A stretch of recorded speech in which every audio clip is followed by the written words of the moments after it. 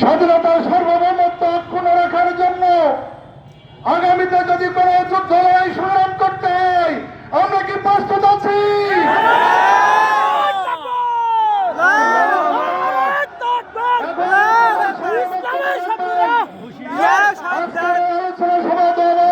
প্রধান অতিথি পূর্ববাসীর আমাদের শ্রদ্ধাভাজন ব্যক্তিত্ব বাংলাদেশ জামাত ইসলামীর অন্যতম নেতা জননেতা অধ্যাপক মতিয়ার রহমান,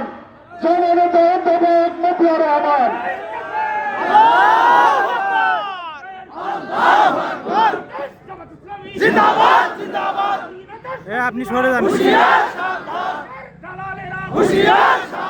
আলহামদুলিল্লাহ রাব্বিল আলামিন ওয়াসসালাতু ওয়াসসালামু আলা আশরাফিল আমবিয়া ওয়াল মুরসালিন ওয়া আলা আলিহি ওয়া সাহবিহি আজমাইন। মহান বিজয় দিবস উপলক্ষে আলোচনা সভা ও দোয়ার অনুষ্ঠান উপলক্ষে বাংলাদেশ জামাত ইসলামী মহেশপুর উপজেলা শাখা কর্তৃক আয়োজিত আজকের এই মহতী সমাবেশের সম্মানিত সভাপতি, থানা সংগঠনের সম্মানিত আমির অধ্যাপক ফারুক আহমেদ, অনুষ্ঠানের বিশেষ অতিথি হিসেবে দিক নির্দেশনামূলক বক্তব্য রেখেছেন আমাদের আজকের অনুষ্ঠানের বিশেষ অতিথি জেলা সংগঠনের সম্মানিত সহকারী সেক্রেটারি, সাবেক উপজেলা চেয়ারম্যান অধ্যক্ষ মৌলানা আব্দুল হাই, সম্মানিত উপজেলা নেতৃবৃন্দ, সংগঠনের সকল টায়ারের সর্বস্তরের নেতৃবৃন্দ, সাথী, শুভাকাঙ্ক্ষী, কর্মী ভাই ও বোনেরা, শ্রমজীবী, পেশাজীবী, কৃষিজীবী, দলমত নির্বিশেষে, জাতি, ধর্ম, বর্ণ, গোত্র নির্বিশেষে সকল পর্যায়ে ল এনফোর্সিং এজেন্সিস, সাংবাদিক বন্ধুগণ, সিভিল অ্যাডমিনিস্ট্রেশন, পুলিশ অ্যাডমিনিস্ট্রেশন, আমি জনজীবনের সকল পর্যায়ের সকলকে হৃদয়ের গভীর থেকে মহান বিজয় দিবসের সশ্রদ্ধ সালাম পেশ করছি। আসসালামু আলাইকুম ওয়া রাহমাতুল্লাহ। প্রিয় একান্ত আপনজনেরা, আমার একটু পিছন থেকে না আসলে 16ই ডিসেম্বরের বিজয় দিবস সঠিকভাবে বোঝা যাবে না। অবশ্যই আমাদের বিশেষ অতিথি মহোদয় সেটা বোঝানোর চেষ্টা করেছেন। থানার সভাপতিও অত্যন্ত ক্যাটেগরিক্যালি বক্তব্য রেখেছেন, জনাব আমির অধ্যাপক ফারুক আহমদ।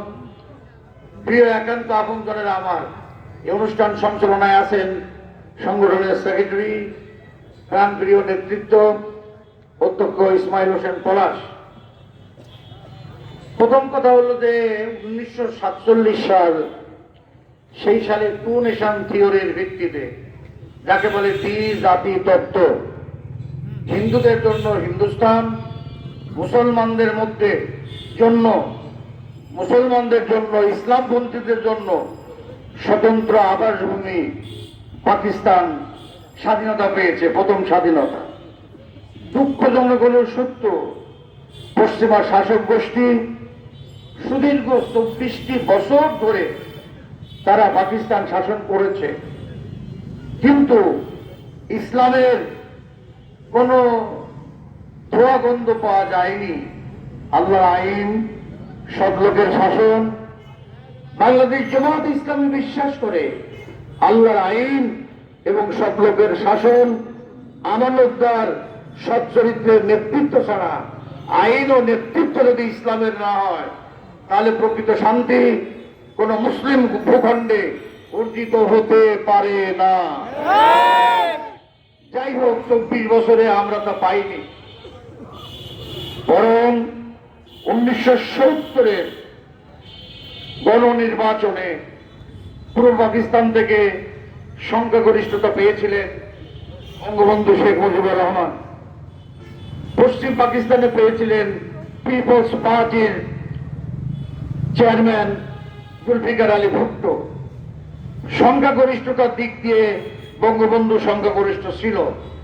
জামায়াত ইসলামী কত বড় একটি গণতান্ত্রিক দল, নিয়মতান্ত্রিক দল। তদানীন্তন সম্মানিত আমিরে জামাত অধ্যাপক গোলাম আজম সাহেব জাহানে নও পত্রিকায় বলেছিলেন, সংখ্যাগরিষ্ঠতার ভিত্তিতে বাংলাদেশের ক্ষমতা, পাকিস্তানের ক্ষমতা, নিখিল পাকিস্তানের ক্ষমতায় বঙ্গবন্ধুকে বসানো হোক। পশ্চিমা শাসক গোষ্ঠী একথায় কর্ণপাত করেনি। বঙ্গবন্ধু শেখ মুজিবুর রহমানও চেয়েছিলেন উভয় পাকিস্তানের সংহতি, কারণ পাকিস্তান ভেঙে গেলে আজনম ভারতীয় রাজনীতির অধীনে পরাধীন হয়ে যাবে, মুসলিম শক্তি বিধ্বস্ত হয়ে যাবে, বিভক্ত হয়ে যাবে, বিনষ্ট হয়ে যাবে। তিনিও এ কারণে 26শে মার্চের, এমনকি তখনও স্বাধীনতার ঘোষণা দেননি, কিন্তু 26শে মার্চের কালো রাত্রে পশ্চিমা হানাদার শাসক গোষ্ঠী গণতান্ত্রিক ধারায় পাকিস্তানের শাসন ক্ষমতা বঙ্গবন্ধুর হাতে অর্পণ না করে রাত্রে হানাদার বাহিনীর বর্বর বাহিনী ঘুমন্ত তদানীন্তন পূর্ব পাকিস্তান আজকের বাঙালি জাতির উপরে ঝাঁপিয়ে লাফিয়ে পড়ে তারা এক রক্তক্ষয়ী সংগ্রাম শুরু করে।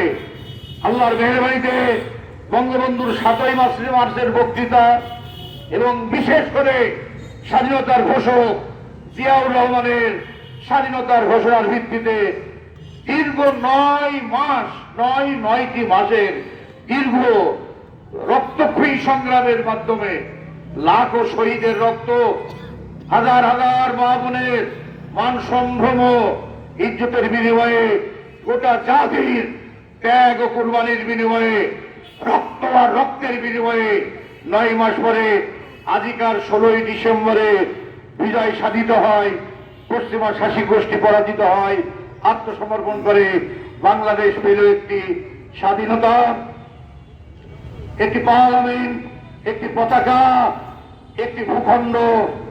এলেও আমরা পাকিস্তানের 24 বছরে আল্লাহর আইন পাইনি, সৎলোকের শাসন পাইনি, ব্যতীত বঞ্চিত লাঞ্ছিত ভাগ্যত নিপীড়িত অধিকার হারা মানব গোষ্ঠী ধর্মীয় নাগরিক মানবিক ও গণতান্ত্রিক অধিকার থেকে পাকিস্তানও বঞ্চিত ছিল। এরপরে আসলো 16ই ডিসেম্বরের বিদায়ের পরে জন্ম নিল বাংলাদেশ। এই বাংলাদেশ 54টা বছর তো আমরা দেখলাম ক্ষমতায় অধিষ্ঠিত হলেন স্বাধীনতার জনক বলে পরিচিত বঙ্গবন্ধু শেখ মুজিবুর রহমান। তিনি প্রেসিডেন্ট হলেন বাংলাদেশের। সেখানে আমরা কি দেখলাম? আমরা দেখলাম একদলীয় বাকশালী শাসন কায়েমের মাধ্যমে রক্ষী বাহিনীর লাল ঘোড়া দাবড়িয়ে বাংলাদেশটাকে স্বাধীনতা, ধর্মনিরপেক্ষতা ও মুক্তিযুদ্ধের চেতনার মোড়কে গণতন্ত্রের রামাবলী গায়ে দিয়ে তারা জুলুম অত্যাচারের একদম জাতাকলে পিষ্ট করেছে গোটা জাতিকে। একদলীয় বাকশালী কালো শাসন উপহার দিতে চায়। 15ই আগস্টের কালো রাত যদিও সেটা দুঃখজনক, তথাপি একটি স্বাধীনতার জনক যেভাবে বিদায় গ্রহণ করেছে এটাকে মেনে না নিয়ে গেলেও বাস্তব ইতিহাস তো সেটাই।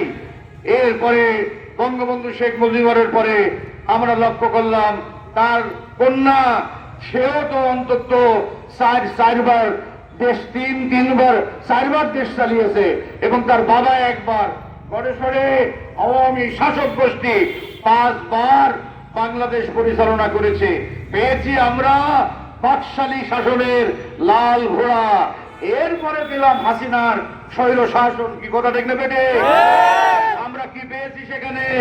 আমরা দেখলাম 2008 সালের ক্ষমতায় আসা, 2006 সালে যে 28 অক্টোবর আমরা দেখেছি যে কত নারকীয় পিশাচলে একটি মৃতদেহের উপরে, আমাদের শহীদদের মরদেহের উপরে তারা আদিত্য করেছে, এটা তো আমরা লক্ষ্য করেছি। এরপরে আমরা যেটা লক্ষ্য করেছি, ক্ষমতায় আসার পরপরই পিলখানার হত্যাকাণ্ড সংগঠিত করে আমাদের বাংলাদেশ সীমান্তকে অরক্ষিত করে দিয়েছে।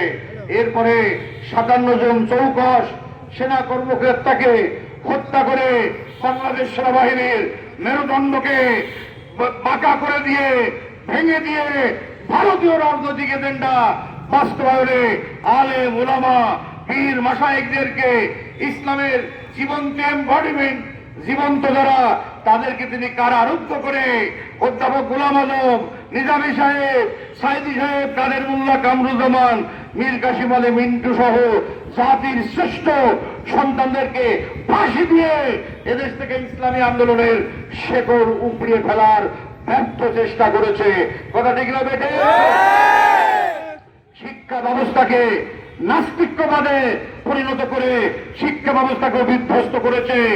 আলেম ওলামাদেরকে কারারুদ্ধ করে 16টি বছরের 32টা ঈদ আমাদের জীবন থেকে কেড়ে নিয়েছে।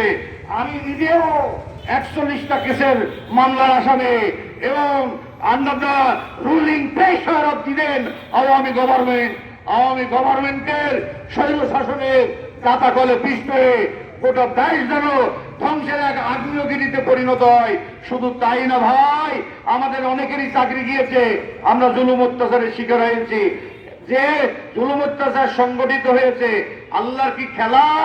এরপরে আমরা লক্ষ্য করলাম যে জুলাই আগস্টের সুনামানিক ছাত্রদের বৈষম্য বিরোধী কোটা আন্দোলনের যাত্রা শুরু হলো। এতকাল কিছুই করা যায়নি, এর দরজা দিয়ে আল্লাহ রহমতের সিঁড়ি বেয়ে রংপুরের আবু সাইদ, ইয়াসমিন, শুভ, মুগ্ধ সহ 1,500 শহীদের রক্ত, 31,000 বিজয় বীর সৈনিকদের আত্মনাদ, হাসপাতালে হাহাকার, চোখ নেই, কপাল নেই, চোখ নেই, ধ্যান নেই, পা নেই, নানা রকমের আত্মনাদের ভিত্তিতে 5ই আগস্টের স্বাধীনতার, বাংলাদেশের দ্বিতীয় স্বাধীনতার, প্রকৃত গণতন্ত্রের যাত্রা শুরু হয়েছে। কথা ঠিক না বেটে? শুধু তাই না, কোরআন সুন্নাহর জীবন্ত প্রতিনিধি জামাত ইসলামীকে এবং ইসলামী ছাত্র শিবিরকে শুধুমাত্র নাস্তিকবাদী, ধর্মবিরক্ষবাদী দেশটাকে যারা ভারতের কলোনি বানিয়েছে, ওই ভারতীয় এজেন্ডার জীবন্ত প্রতিনিধি আওয়ামী শাসক গোষ্ঠী জামাতকে এবং শিবিরকে ব্যান করে দিয়েছে। রব্বুল আলামিন বললেন, 3 দিকে ঘেরা ভারত, একদিকে মায়ানমার, দক্ষিণে বঙ্গোপসাগর, পাশে কোনো বন্ধু প্রতিম মুসলিম রাষ্ট্র নেই, আমি আল্লাহ ছাড়া কেউ নেই। আমার কোরআনের আন্দোলন ব্যান করলে আমিও তোমাদেরকে জনমের মতো ব্যান করে বাংলার মাটি থেকে বিদেশে নির্বাসন দিয়ে দিলাম, আর কখনো বাংলাদেশে ঢুকতে পারবে না।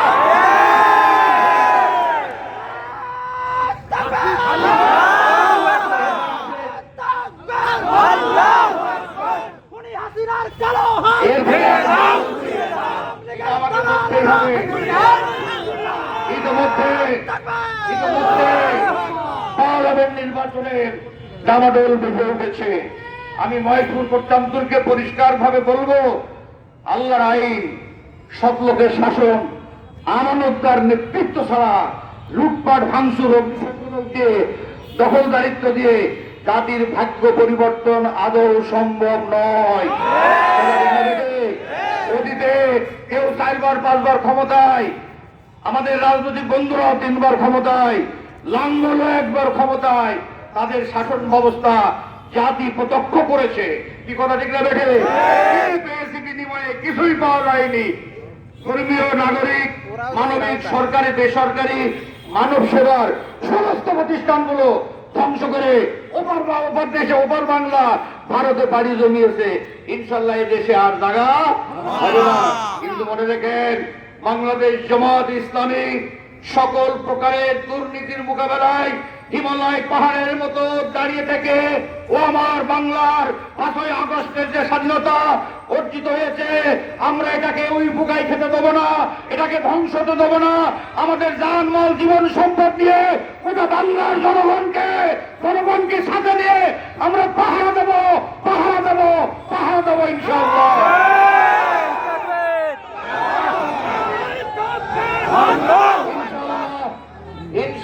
আগামীর পার্লামেন্ট হবে এই জাতির আশা আকাঙ্ক্ষার কোরআনী সংগঠনের আল্লাহর কিতাব এবং নবীর সুন্নাহর মানব সেবার কালেমার জীবন্ত পতাকা। একটু সুযোগে যদি আপনারা একটু বোঝার চেষ্টা করেন, পাকিস্তানের 24 বছরে পাইনি স্বাধীনতা, পাইনি মানবতা, না পেয়েছি 54 বছরের বাংলাদেশে আল্লাহর খেলা ছাত্র জনতার রক্তে আজ অর্জিত হয়েছে প্রকৃত গণতান্ত্রিক ধারার স্বাধীনতা। কথা ঠিক না বেটে? এইটাকে কাজে লাগিয়ে যদি আমরা আমানতদার হতে পারি, আল্লাহ কি বলছেন?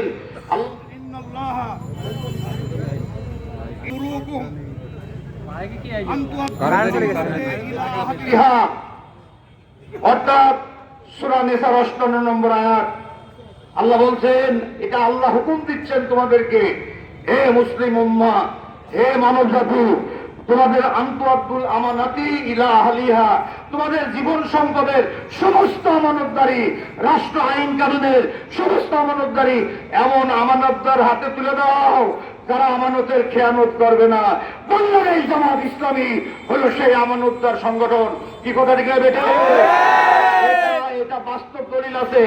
আমাদের দুইজন মন্ত্রী ছিল, নিজামী সাহেব এবং মুজাহিদ ভাই, 3টি মন্ত্রণালয় চালিয়েছে। লং পলিটিক্যাল স্টাডি করেও টেলিস্কোপ দিয়ে, রাজনৈতিক দূরবীক্ষণ যন্ত্র দিয়ে বিশ্লেষণ করে 2 মন্ত্রীর কোন দুর্নীতি ধরতে পারে না। হাড়ির ভাত সব টিপা লাগে না, একটা টিপলি ভুলে যায় না। ঠিক না বেটে? এই জন্য কাঁঠাল গাছ লাগিয়ে কমলা পাওয়া যায় না, কমলা লাগিয়ে আঙুর পাওয়া যায় না। জামাত ইসলামী আল্লাহ কুরআন এবং নবীর সুন্নাহ থেকে একদল এমন জনগোষ্ঠী তৈরি করছে যে তারা যদি পাওয়ারে যায়, ওয়ালাউ আন্না আহলাল কুরা আমানু ওয়াত্তাকাউ লা ফাতাহনা আলাইহিম বারাকাতুম মিনাস সামাই ওয়াল আরদ। সূরা আল আরাফ 96 নম্বর আয়াত। যদি কোনো জনপদ, যদি কোনো জনগোষ্ঠী, যদি কোনো দল ঈমান ও তাকওয়া দ্বারা পরিচালিত হয়, তাহলে আল্লাহ রাব্বুল আলামিন আসমান জমিনের বরকতের সমস্ত দরজা খুলে দেবে, খুলে দেবে, খুলে দেবে ইনশাআল্লাহ।